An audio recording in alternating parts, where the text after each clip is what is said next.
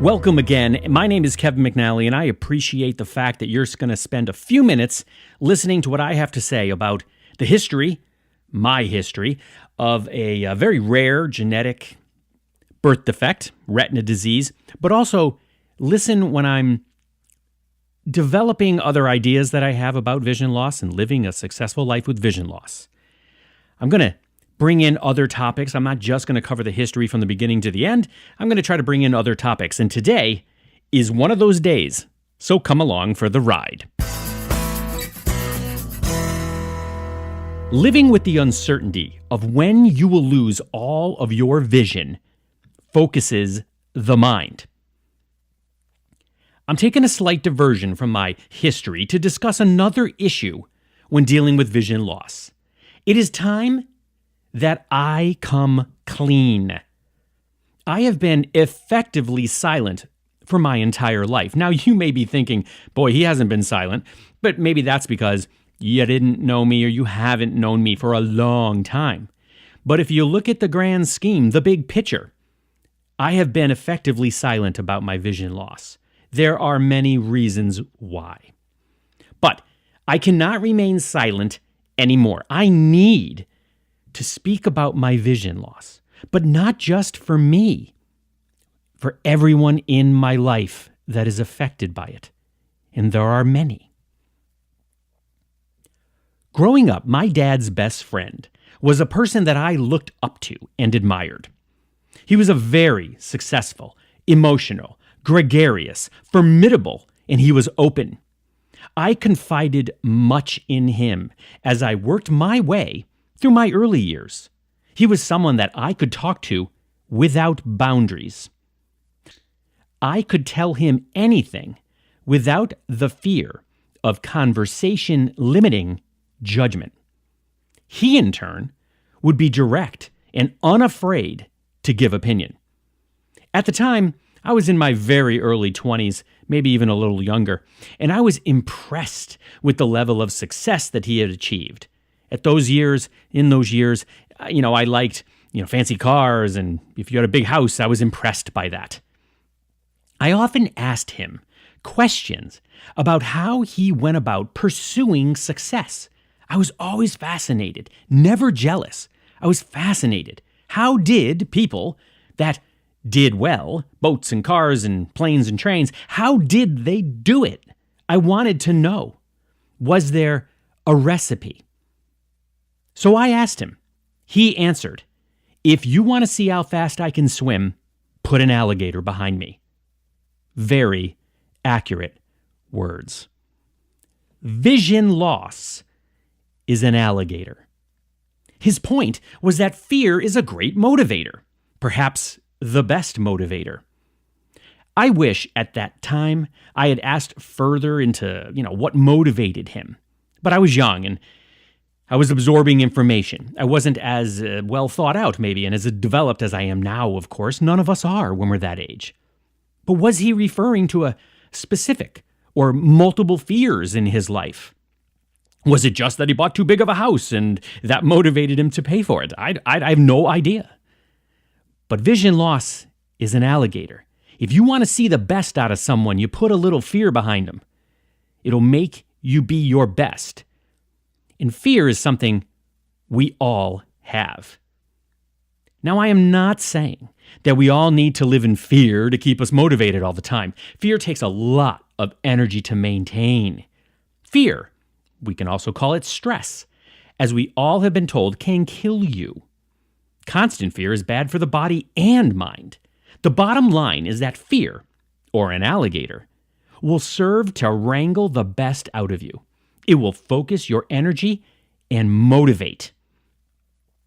In many ways, I have felt like I have had that proverbial gun to the head because of not knowing when or if my vision would take that final nosedive. When I was younger, I thought about it for sure, and there were moments of frustration. There were moments of worry. But I don't recall obsessing on it. I can recall certain times of frustration, but not necessarily out of a sense of fear, I think, at that time. It wasn't all about fear. It was more frustration I come in from outside. Growing up, my parents had a summer house for a few years at the beach. And if I didn't, or even if I did wear sunglasses, but when I came in from outside, a sunny day, and you come inside, the normal eye adjusts very quickly. I'm not even sure. 15 seconds, 30 seconds, you guys adjust very quickly. It can take 15, 20 minutes for me to adjust to whatever I'm going to adjust to, which never is to the point where you guys are. So going from a bright outside inside of a movie theater, even to this day, it's just worse. I can't see a thing. And that is really frustrating. But I digress. I understand that statistics are not very exciting to listen to. But if you can stomach a few, it will help with my goal on this post. Here are some statistics, or as I like to call them, alligators, that keep me awake at night. The number of Americans overall living below the poverty line, 14%. Now that's $24,000 a year for 4 people. The number of Americans overall living below the poverty line, 14%. The number of visually impaired Americans living below the poverty line, 29%. More than double. The unemployment rate of the blind and visually impaired is estimated at greater than 58%, according to the National Federation of the Blind. 58%! Now that is an alligator. Now you may be thinking, if you know me, so what, you're employed? Nothing is forever. And as things change, things get more difficult. This stuff worries me. Our national unemployment rate is around 4%. 58%. An estimated 29 to 58% of those who suffer significant vision loss have a major depressive disorder 1 year later. Think about that. Up to almost 60%, 58% of those who suffer significant vision loss have a major depressive disorder 1 year. People with vision loss are twice as much or 2 times more likely to be depressed than someone without vision loss. This tells you the impact this can have on people. A decline in vision can also be associated with lower emotional, physical, and social functioning, the receding. I have often said in my talks that I give, the vision loss part is definitely challenging. It's hard. And it's scary to think you may never see your kid's face again. But the social receding for someone like me is equally as challenging, if not more. Literally pulling back from society. Very strange feeling, not wanting to get involved in some ways. So you have to fight it. These statistics are horrible, and they're largely unknown by the sighted world. Each one is an alligator. And frighteningly, overcoming them is an incredibly challenging process. It requires from even the strongest person a level of emotional fortitude that most do not possess. So what then should a blind or low vision person do? Even people without low vision have enough difficulty in life, obviously. Tack on vision loss and things become even more stressful.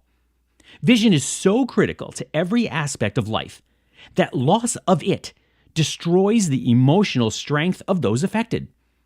The only time that I am not challenged by my vision loss is when I am sleeping. And that is assuming I'm not dreaming or having a nightmare about it. Think about that. You can never escape it. People have said, others have said, and I sometimes agree with this, many of life's obstacles that people have in front of them are self-imposed. It doesn't mean that they're not real and they're not stressful, but they can be overcome. Having a disease that's taking away something can't be overcome. There's things you can do somewhat, and you can compensate, but it's eating at you all the time. Very difficult. Depending on where you live, your state will have a Department of Blind Services or a similarly named organization. There are various services from the state available to legally blind individuals. For example, in my state, I receive orientation and mobility training. white canes as well as support groups from the state. So they give you a white cane if you don't have one, and then they teach you how to use it. And you may think, hey, easy, you just stick the cane out and you walk around. No, there's actually a lot more to it. And they take you out and they take you to busy areas and restaurants and scary places like Whole Foods, and they have you navigate around and you learn, and it's really valuable. There's support groups as well in my state and other states. If you are able to use the internet, YouTube, and really anyone can, and I mean anyone because there's a lot of technology out there for fully blind people or people with really reduced vision to even use the internet and computers and phones. But going back to YouTube, there are some great sites available for people with vision loss. There are many YouTubers who discuss and describe the latest technology available to people with low vision. My brother and I, Christopher, we're involved in this personally. Chris is very much into the technology side of low vision loss because he has low vision like me. And his area of expertise is technology.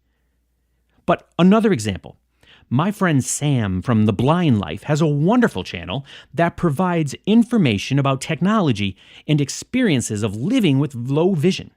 Sam is an accessibility technology expert. I think he's in Kentucky, and he has his own channel, but that's also his job. He works for the state. So really involved, really great guy. Great channel for the newest technology, Sam from The Blind Life. A quick internet search for your area will lead to available services for you. For example, the Helen Keller services in New York, Lighthouse International, your local Lions clubs. I'm a very active Lions member. The Carroll Center in Massachusetts. All services for people with low vision or vision loss. Now, on to emotional stability and counseling. These are all alligators, by the way. These are the things that are alligators. Depending on your state and your personal situation, whatever insurance you have may cover counseling related to vision loss. There are therapists that focus specifically on the emotional toll losing vision takes on a person. A quick internet search should reap some good results. I personally believe that whether it is counseling, a close friend, a support group, finding someone that you can talk to is critical for sustaining healthy emotions. For example, I was recently asked by an employee of the Bureau for the Education and Services of the Blind in my state, someone I know who trains me, if I would be willing to reach out to a client of hers. I did, and I became fast friends with a very nice man who is in a similar situation as me in many respects. At the time, he was feeling like he had no one he could talk to, no one that would understand, no one could really relate. Even his orientation and mobility trainer, she's awesome. I know her. But it doesn't mean that person has what you have and fully understands. I was more than happy to reach out to him and share very honestly my experiences, my history. He really gained from it, and he told me that. And to this day, we're still really good friends. And he doesn't live far from me, so I'm hoping to see him and meet him actually in person. Anytime I can help somebody, I am willing to do it. I know what it's like. I know what the isolation feels like. So we all have a version of an alligator nipping at our heels. Use that energy to try and keep focus on the positive while taking the time to nurture your emotional health. With proper support, vision loss is not the end of the world. It is survivable, frustrating, annoying, scary. Yes, yes, and yes. However, the more the sighted world understands what we are going through, the easier in some ways it will be for us. The more the sighted world understands that we are extremely capable people who just don't see or don't see well, the better. Together, we can outrun that alligator. Please visit my webpage, successwithvisionloss.com, and subscribe if you have not. It's right there on the front page. You just enter your name and email address. I will never spam you. But signing up will allow you to receive automatic notifications of posts like this one. Feel free to email me as well. You can email me comments, questions, constructive criticism. My email address is kevin@successwithvisionloss.com. successwithvisionloss.com. Success, by the way, 2 C's and 2 S's. It's a hard one to spell. Take care of yourself and those around you. Thank you.